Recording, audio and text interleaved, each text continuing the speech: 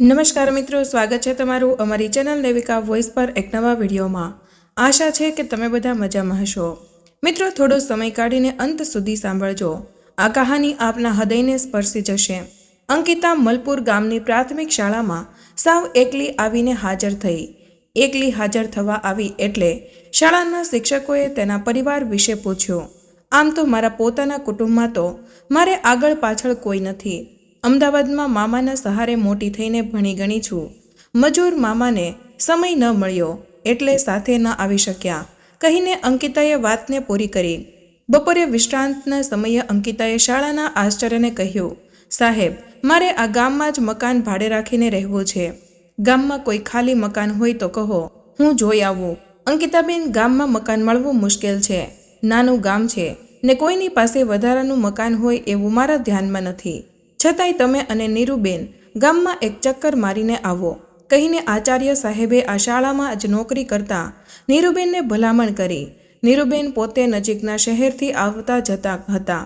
એમણે શાળા બહાર નીકળ્યા પછી કહ્યું, અંકિતાબેન, ગામમાં મકાન મળે તો ઠીક છે, નહીતર મારી સાથે શહેરમાં આવી જાઓ। મકાન મળી જશે ને આપણે સાથે મારા સ્કૂટર પર આવજા કરીશું। પેટ્રોલમાં ભાગ આપજો। અંકિતાએ નીરુબેનને જોઈએ તો ખરા કહીને ગામની એક શેરી તરફ ચાલવા માંડ્યો। જાણે આ ગામથી પરિચિત ન હોય એવી શેરીના મકાન પાસે અટકી ગઈ। અંકિતા એને નીરુબેનને કહ્યું, આ ખાલી દેખાય એ મકાન મળશે ખરું? વર્ષોથી અવાવર હોય એવું મકાન જોઈને નીરુબેન વિસ્મયતા સાથે બોલ્યા, અંકિતાબેન, મને અને આ ગામમાં આવ્યાને 8 વર્ષ થયા। હું ત્યારથી આ મકાનને બંધ હાલતમાં જોઉં છું। બંને જણ વાતચીત કરી રહ્યા હતા તે બાજુના મકાનમાંથી ગામની આંગણવાડીમાં તેડાગર તરીકે નોકરી કરતી વસંતીબેન નામની સ્ત્રી બહાર નીકળી અને બોલી, અરે આવું નીરુબેન, મારે ઘેર ચા પાણી કરવા આવો। અને આ સાથે બહેન કોણ છે? આ અંકિતાબેન આજે જ આપણી શાળામાં હાજર થયા છે। અમે બંને એમના માટે મકાન શોધવા નીકળ્યા છીએ। વસંતી કાકી, આ સામેનું બંધ મકાન કોનું છે? બંને આ મકાન ભાડે લેવાની વાત કરે છે। અરે પહેલાં ઘરે આવો પછી બધું કહીને સ્ત્રીએ બંનેને એના ઘરે ખેંચી ગઈ। પાણી પાઈને પછી ચા મૂકતા મૂકતા એ સ્ત્રી બોલી, અંકિતાબેન, આમ તો આ આખા ગામમાં 3 મકાન જ વધારાના કહી શકાય એવા છે। એમાં એક તો અમારી આંગણવાડી ચાલે છે, બીજું ચમનભાઈ દારૂડિયાનું પાછળની શેરીમાં આવેલું છે, અને ત્રીજું તમે કહ્યું તે નખોદની ગલી ડોશીનું એ ઘર તો છેલ્લા 15 વર્ષથી તાળું માર્યા વગરનું જ પડ્યું છે। પરંતુ તેની ઓસરીમાં મહેમાન પરોણાનો ખાટલો ટાળવાની કોઈની હિંમત નથી થતી। નાની ઉંમરમાં જ વિધવા થયેલી એ ગલી ડોશી તેના આખા કુટુંબને ભરખી ગઈ હતી। 3 જવાન દીકરા અને એક દીકરી 7-8 વર્ષના ગાળામાં જ મોતને ભેટ્યા।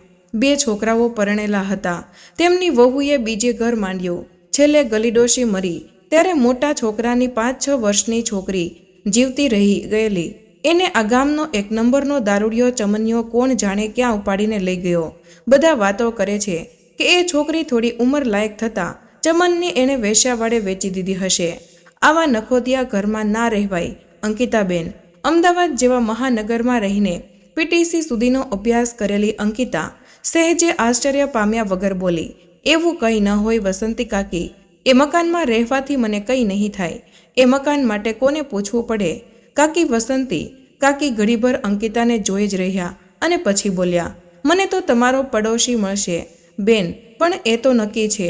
રાત વરાતનું તમારી પાસે કોઈ બેસવાય નહીં આવે એટલું યાદ રાખજો। નખોદી ઘર છે એટલે કોઈને પૂછવાની જરૂર નથી। છતાંય ગલીડોશીના પરિવારના જ સરપંચ છે, એમને પૂછી લેજો। સરપંચની મંજૂરી લીધા પછી અંકિતા ઘરને જાતે જ સાફ કરવા માંડી। ઘરના છાપરાના નળિયા ચાલી રહેલા મજૂરી કરતાં બમણા પૈસા આપીને મજૂર પાસે ચડાવ્યા।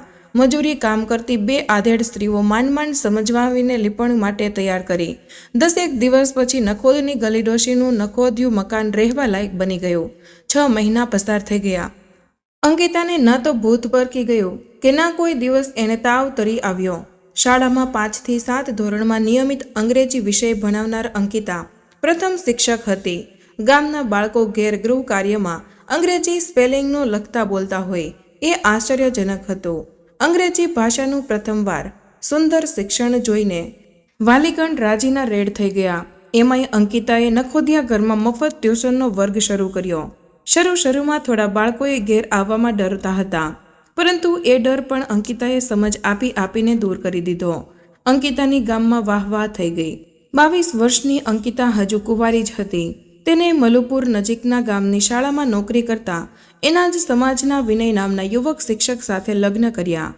એ નખોદિયા મકાનના આંગણામાં જ ભોજન સમારંભ યોજાયો. આખું ગામ અંકિતાનું પિયર પક્ષ બન્યું. લગ્નમાં થયેલો ખર્ચો કરતાંય વધારે ચાંદલો અને ભેટ સોગાદો આવ્યા. એક માત્ર મામાની હાજરી ન હતી. એ અંકિતા માટે ઘણી કરુણાજનક પરિસ્થિતિ હતી. લગ્ન પછી 15 દિવસે જ ગામના સરપંચે અંકિતાને કહ્યું, બહેન, તમને ધન્ય છે કે તમે આ નખોદિયા મકાનમાં 7 મહિનાથી રહી શક્યા છો. તમે તો અમારો સૌનો ભ્રમ દૂર કર્યો. હવે તમને એક વિનંતી છે. ગલી ડોશીના પૂરા 12 વીઘા જમીન 15 વર્ષથી એમની એમ પડી છે. ગામ લોકો એમાં ઉગેલું અડકેલું ઘાસ વાઢતા ડરે છે. જો તમે ખેતરમાં જઈને ટ્રેક્ટર પર બેસીને એકવાર ખેડ કરાવો તો સૌને ડર દૂર થઈ જશે. એમાં કંઈક વાવેતર થશે તો એની ઉપજને આપણે ગામના વિકાસ કાર્યમાં તેમજ પુણ્ય કાર્યમાં વાપરીશું. અંકિતાની આંખોમાં ખુશીના આંસુ આવી ગયા. રવિવારના દિવસે સરપંચ અને ગામના આગેવાનો સાથે એ ખેતરમાં ગઈ. એક જ શેઢે માથું વાવે એવી 12 વીઘા જમીન જોતાં જ અંકિતા બે બાપુ થઈ ગઈ. અનાયાસે જ નીચી નમીને એણે ખેતરની માટીને કપાળે ઘસી. એ જ સાથે એ વિચારમાં ગરકાવ થઈ ગયેલી અંકિતાનું આવર્તન જોઈને સરપંચ સહિત સૌ કોઈ હાજર લોકો અચંબિત થઈ ગયા. સરપંચ તો કહી બેઠા, ખેતીવાડીની બહુ માયા છે બેન તમને. સરપંચના વાક્યથી અંકિતાની સુરતા તૂટી. એ મનોમન બોલી ઉઠી, હવે લાંબો વખત નહીં લાગે મામા. બીજા 2 મહિના પસાર થઈ ગયા. ગલી ડોશીના ખેતરમાં સુંદર મોલ લહેરાઈ રહ્યો છે. હવે ગામ લોકોમાં ગલી ડોશીના ઘરની સાથે સાથે તેના ખેતરનો ડર પણ દૂર થઈ ચૂક્યો હતો. આવા સમયે ગામ લોકો, જેને ગામનો ઉતાર કહેતા હતા, એવા ચમન દારૂડિયાએ બપોરના 12 વાગ્યે ગામમાં દેખા દીધી. આધેડ અવસ્થા, વધેલ દાઢી અને સુકાયેલો ચહેરો હોવા છતાંય 16 વર્ષ પહેલાં ગલી ડોશીની 6 વર્ષની પોતરીને ઉઠાવીને ભાગી જનાર ચમનના ઓળખતા મોઢા ઉંમરમાં ગામ લોકોને વાર ન લાગી. ગામના છાપા પાસે સિવાયની પાછળ વડના છાંયડે ઓટલા પર બેસી ગયેલા ચમનની વાત આખા ગામમાં વાયુ વેગે પ્રસરી ગઈ. આમ તો ચમનની જીવન કહાની જ કંઈક અલગ. એ 10 વર્ષનો હશે ત્યારે એના બાપુનું ટીબીના રોગથી મૃત્યુ થયું. ચમનના બાપના રોગનો ચેપ ચમનનાને માને પણ લાગી ચૂક્યો હતો. એ બિચારી 1.5 વર્ષ પછી મૃત્યુ પામી. એકલા પડેલા ચમનને અમદાવાદ ખાતે રહેતા તેના ફુવા તેને અમદાવાદ લઈ ગયા. કાળો વાન અને બેઠી ઘડીનો ચમનો, શરીરે અલમસ્ત અભણ ચમનો ત્યાં સોડાની બાટલીઓનો હાથલારી પર હેરફેર કરીને સારી એવી કમાણી કરતો થઈ ગયો. તે 21 વર્ષનો થયો. એ વખતે એક મરાઠી યુવતીના પરિચિતમાં આવ્યો. ચમનો યુવતીના પરિવારના લોકોની ધાક ધમકીઓથી ડરે એવો ન હતો. એ યુવતીને ચમનો એના ઘરમાં બેસાડીને જ રહ્યો. ડરના માર્યો એના ફુવાએ તેને કાઢી મૂક્યો. ચમનો ચાલીમાં મકાન ભાડે રાખીને રહેવા લાગ્યો. એક દિવસ લાગ જોઈને ચમનાની વહુ સગાવાલા આવીને ચમનાની વહુને ઉપાડી ગયા. પછી તેનો અતોપતો ન મળ્યો. કોર્ટ મેરેજ તો હતા નહીં. ચમનો શું કાર્ય કરી શકે? ચમનાને યુવતી સાથે સાચો પ્રેમ હતો. તેના વિરહમાં એ ભાંગી પડ્યો. અમદાવાદ ઉપર તેને નફરત થઈ ગઈ. એ એના વતન મલુપુર પાછો આવ્યો. અહીં એ ખેતીકામ પૂરી ખંતથી મજૂરીથી કરીને પેટ ભરતો હતો.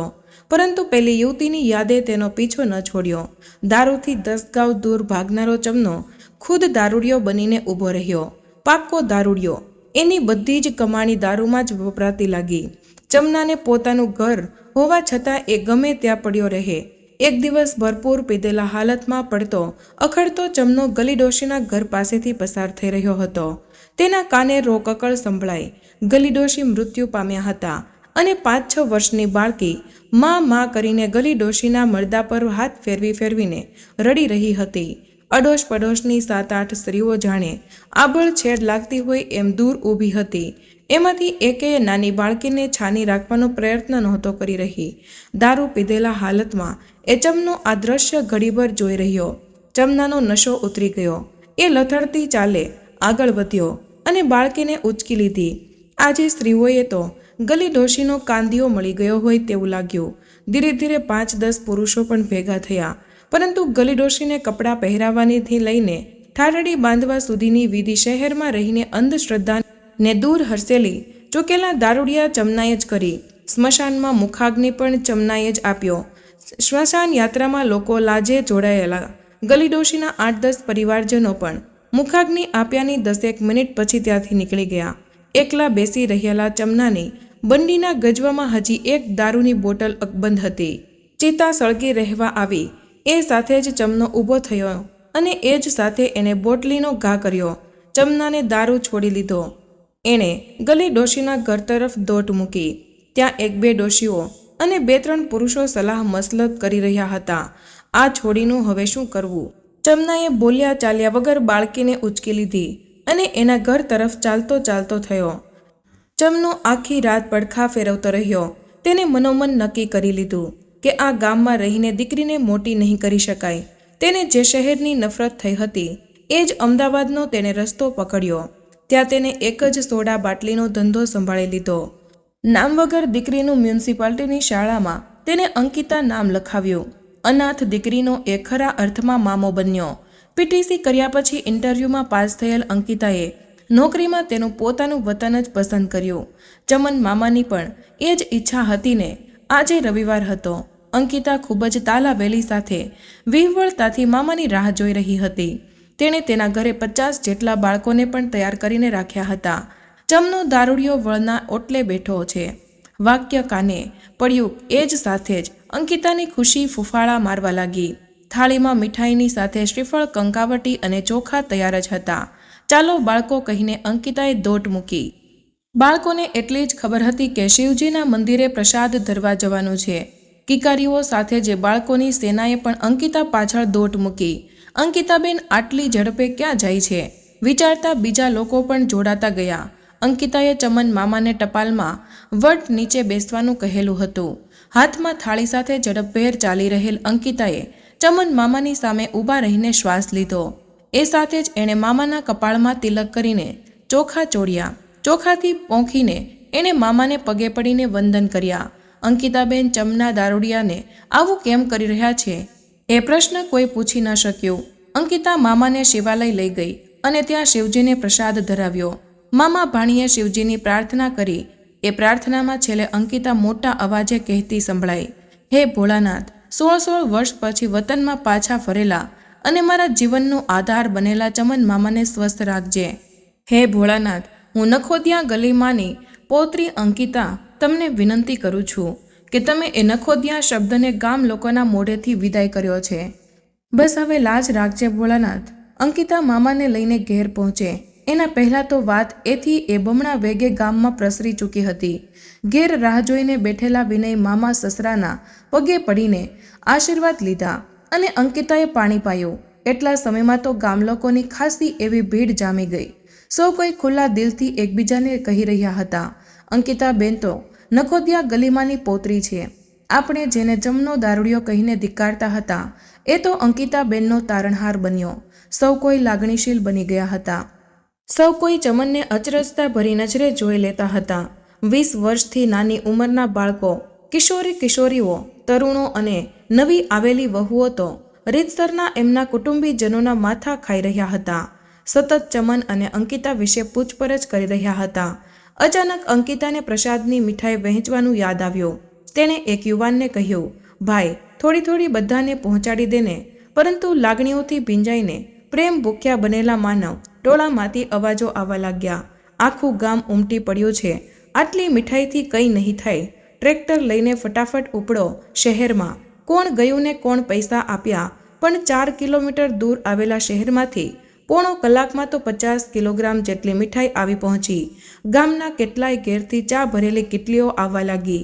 એ ચા અને મીઠાઈએ તો કેટલાય લોકો વચ્ચેના અબોલાને પળવારમાં તોડી નાખ્યા. બપોરના 3 વાગી ચૂક્યા હતા, છતાંય કોઈ ખસવાનું નામ નહોતા લેતા. એ જ સમયે બહાર ગયેલા ગામના સરપંચ હાથમાં સાલ અને નાળિયેર સાથે હાફડા ફાફડા થઈને દોડી આવ્યા. એમને તો સીધો ચમનાને બાથમાં જ લઈ લીધો અને પછી અંકિતાને પાસે બોલાવીને કહ્યું, દીકરી 7 મહિનાથી તે છાનું રાખ્યું. શું કરું કાકા? જ્યાં સુધી નખોદિયા શબ્દને નાબૂદ ના કરી દઉં ત્યાં સુધી હું લાચાર હતી, કહીને પોતાના જ પરિવારના સરપંચને અંકિતા પગે લાગી. 2 મહિના પછી તો ગામના ખૂણે ખાચરે રહી ગયેલ વહેમ પણ દૂર થઈ ગયો. અંકિતાની જમીનમાંથી નિપજેલ પાકની આવકમાંથી ગલીમાં પાછળ કારજ થયું અને વધેલી આવક ધર્માદામાં આપવામાં આવી. કારજમાં આખું ગામ જમ્યું. એ નખોદની ડોશીના કારજના જમણવાર પછી ના કોઈ બીમાર પડ્યો કે ના કોઈને ઊની આંચ આવી. તો મિત્રો, તમને અમારી આ વાર્તા કેવી લાગી તે કમેન્ટમાં જરૂર જણાવજો.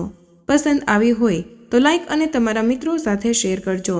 ચેનલ પર નવા હોય તો ચેનલને સબસ્ક્રાઇબ કરવાનું ભૂલશો નહીં. મળીએ એક નવા વિડીયોમાં. ત્યાં સુધી બધા જ મિત્રો સ્વસ્થ રહો, મસ્ત રહો, સુરક્ષિત રહો. ધન્યવાદ.